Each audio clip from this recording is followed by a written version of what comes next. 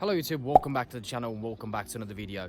Today we're going to do a quick how-to video on our BMW E60 5 Series. We're going to be looking at replacing the transponder antenna on the ignition switch.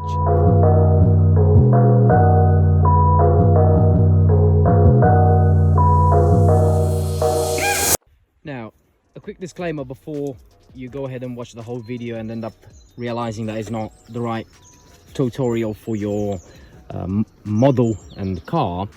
The ignition type that we're going to be working on is the one for the diamond key.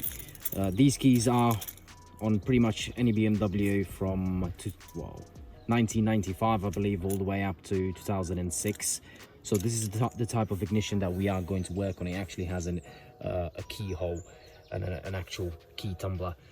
The piece that we are going to replace is this one right here, the ring that sits around the ignition tumbler. So what this does, actually I'm going to show you the actual part that we're going to be putting in, is this one right here.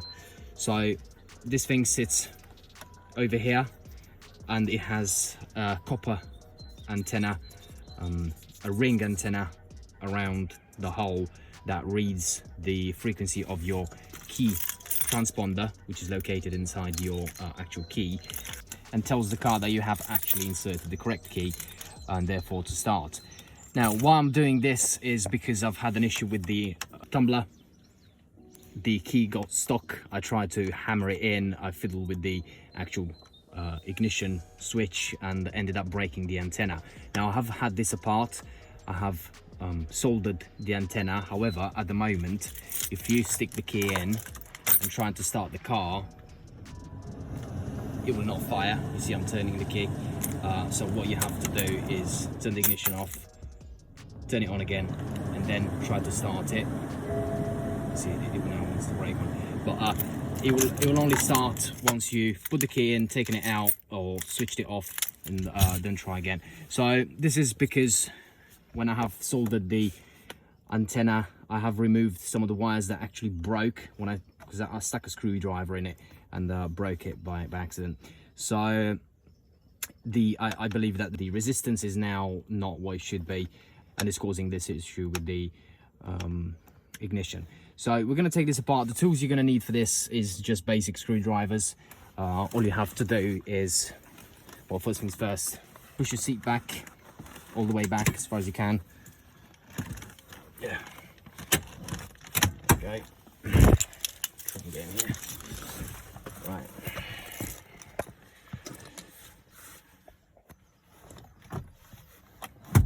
You can do this in two ways. You can remove the steering wheel, remove the airbag, and undo the steering wheel locking nut and remove the whole steering wheel.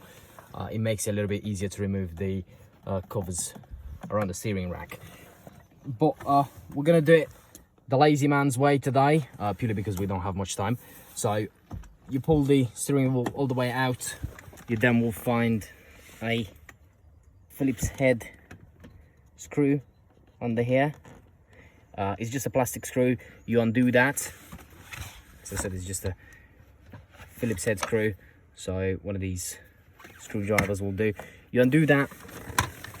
Then you have another two Phillips head screws underneath this lever cover over here. As you can see, there's one over there and one over there. You undo those two, which we're gonna do now. That's why you need to take all the steering wheel all the way back, so you have enough room to get to those screws.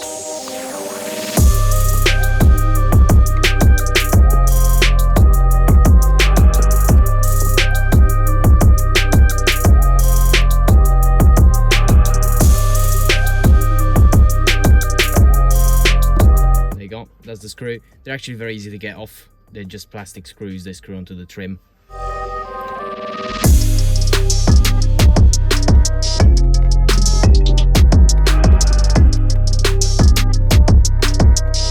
You can just undo it ever so slightly with a screwdriver, and then you can undo it by hand. Here's the second one. So once that is undone, this bit should feel loose. You then have to try and pry this open. We're gonna do a screwdriver in that case, but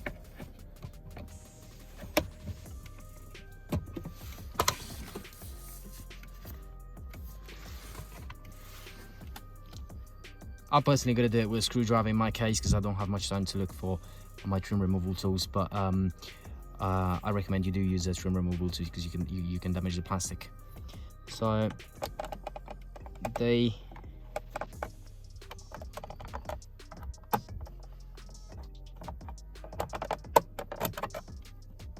I recommend you start from here, pry that open, and work your way around it.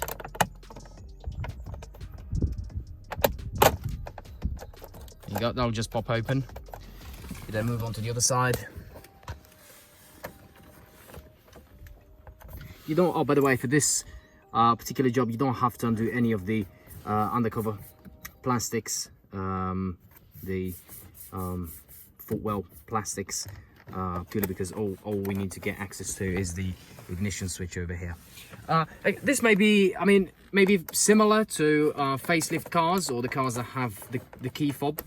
I'm pretty sure they still do have some sort of transponder receiver near the ignition or wherever you stick the key in. It may be in the actual dashboard or it may be by the steering wheel. But I'm pretty sure they all have something similar to this. So, and I'm quite sure that is the same sort of procedure. But again, this is just for the diamond key cars. So once you have that somewhat removed, we'll have to get this out of the way. The bottom bit. All we're interested in is getting the bottom bit out of the way. You need to make sure that. There you go. So that is now removed. Wasn't very elegant, but it is removed. There's no wires attached to it, so don't worry about it. It's just this foam bit that goes in there. We have to just pull that out of the way. Try not to break it. Right. So that is now out of the way. We have a clear vision of what we need to undo, which is this bit right here. So all we'll have to do is undo this switch, the connector that connects to the transponder antenna. So in order to do that, we'll need a very thin and pointy screwdriver. I have something like that. It's a star bit. Let me just get better. You kind of have to crawl under this in a way. Pull the steering wheel out again. Right. So let me try and get a shot of what I'm actually doing. So this is the connector that we need to undo. In order to undo that, you just stick your screwdriver in here, push and push out, if that makes any sense, and then pull it out fully. See if this focuses. So again, stick your screwdriver in there and do this sort of motion to push it out. And then you just pull it out of the way. So get that out of the way, stick it there somewhere. Now for this we'll need to crawl under the steering wheel. So this is the bit that we need to take out. As you can see, it's held onto the ignition tumbler with clips. I'm not sure you can see the clips. There they are. So what we'll have to do is get a flathead screwdriver and pry those out. It can be a bit fiddly, I'll tell you that from experience because I've had this out already. But if you are going to put a new part in, you probably won't worry too much about breaking this, but if you are going to reuse it, mind you, it's coming out fairly easily on mine because I've already had it out, but it definitely wasn't easy when I took it out first time. So you see, I say that, and it's actually stuck.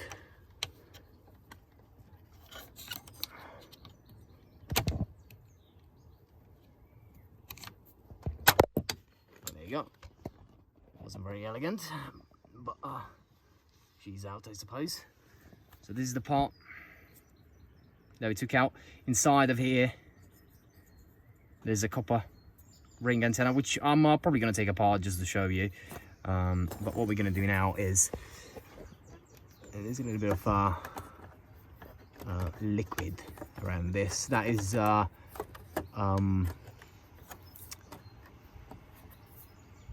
that is just WD-40 that I have, well, it's just a bit of WD-40 that I've actually sprayed into the keyhole when the key got stuck in it.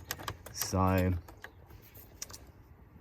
right, so now to put the new one on, it's very straightforward. That's the new bit. We just clip it on. You see, there's only one way you can put it on. There's those, there's that little groove in the actual steering lock sort of assembly, so you can't go wrong there. So you just try and push that in there. I didn't put it in right, did I? There you go. Right, it should clip in like so. Now, all you have to do is just reconnect the thing.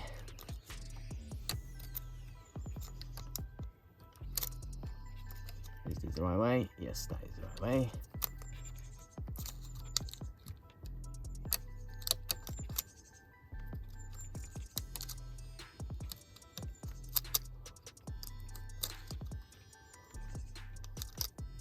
Okay. Just line it up.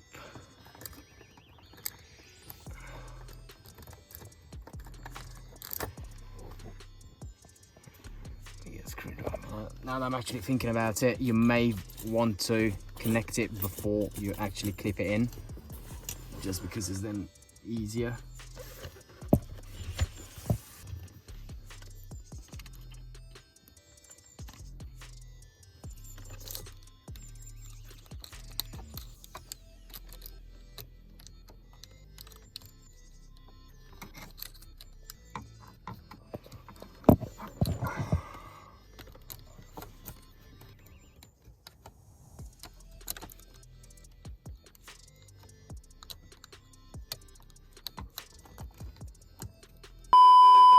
Right, like a complete toss. Of course, I had to take the bloody thing out again and stick the connector in, because I just couldn't get it in because of that ignition switch that sits back there. So now what we have to do is just push it in, really, clip it back in. It's not clipped in, is it? It is now. Right, so that is in, nice and secure. So what we have to do now is stick everything back on. Oh, just to show you. So it goes off. Stick the key in.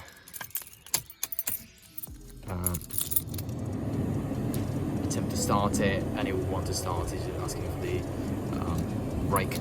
So it now starts first time, which is what we wanted. Time to stick everything else back on now. We start with the bottom piece, which sits like that, foam bit by the steering wheel. We start from the bottom and try and work your way in, just like so. This may be a bit fiddly, which is definitely proving to be for me. That's why it's easier if you remove the steering wheel when I had this apart, I've taken the steering wheel out, and I definitely know that I know that it's definitely easier. But it's doable this way as well. How do I know that? Well, I had it apart twice. I had it apart once, tried to reconnect the wire, just sort of attach them together, and the thing wouldn't work, so then I had to take it apart again to solder the antenna wires inside, which I'm going to show you in a minute. Right, gonna have to cut the video here, stick this back on, and get back once I've done that. 2 hours later. Right, the outside trim is all clipped in back together. Is very fiddly. This bit here sandwiches in between these two, the top and bottom bit, so it's a little bit tricky. This one clips into the steering wheel part, clips into the upper cover one and into the bottom one at the same time, so it's a little bit difficult to sort of sandwich it together, but with enough perseverance it definitely can be done. So pull the bloody steering wheel back. So after that, don't forget about your 2 bolts at the back, at the top, and the one at the bottom. Stick those back in, and then you have to clip this leather bit onto. It's got holes that you can clip them onto, just like so. And then the bottom one, just lift the steering wheel up for that. It's got clips as well, that there's some holes in the actual plastic cover that you can, yeah, it doesn't want to play ball, does it?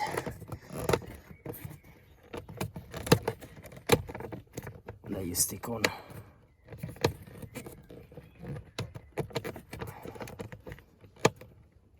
Just like, come on. Just like so. So that is back in.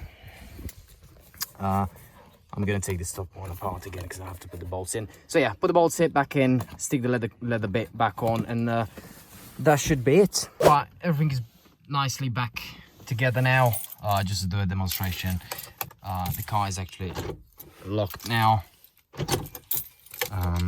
So you just need to put the kit in on the brake, and it will actually start.